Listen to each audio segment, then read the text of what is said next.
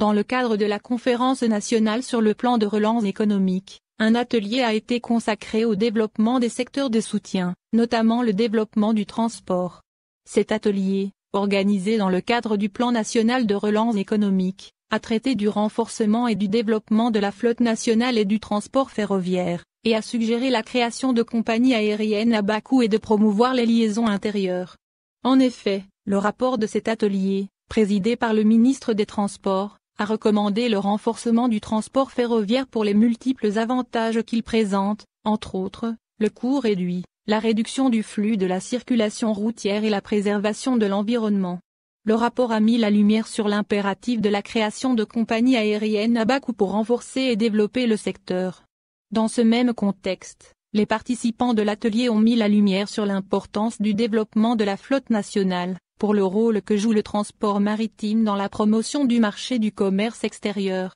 Ils ont également appelé à la libération de cette activité et son ouverture, notamment au secteur privé national. Les participants ont souligné l'importance de la promotion des ports, afin de les rendre plus efficaces, et de la réduction des charges supplémentaires qui impactent, de façon directe, le consommateur. À cet effet, les participants ont plaidé pour la mise à jour de l'arsenal juridique régissant les activités portuaires et douanières. Ils ont spécialement recommandé la révision du décret 288 du 14 novembre 2010 relatif aux personnes habilitées à déclarer les marchandises en détail, et qui reste, selon eux, sans application depuis l'année 2010. Pour pousser le développement du transport maritime, les participants ont recommandé la création d'un observatoire national du transport maritime, pour assurer la mission de suivi des prestations maritimes, coût, qualité et respect des normes internationales, mais aussi de formuler des propositions stratégiques pour le développement du secteur à l'attention des pouvoirs publics.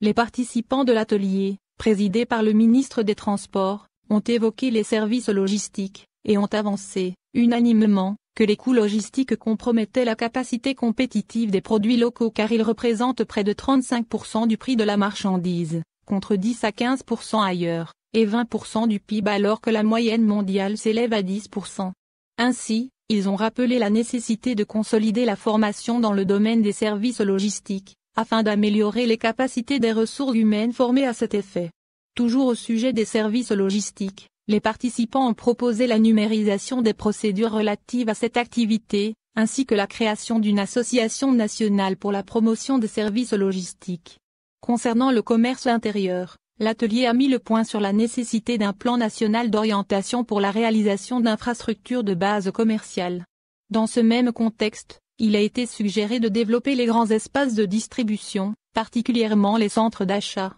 les plateformes d'échange et les grandes surfaces commerciales, ainsi que la promotion de la vente via Internet, soulignant le rôle important qu'a joué la vente en ligne en cette période de pandémie du coronavirus, Covid-19. À la fin, les participants ont évoqué les zones d'ombre, et ont proposé des alternatives pour développer le commerce de proximité dans ces zones, notamment par la promotion du commerce ambulant et la révision du plan national du transport.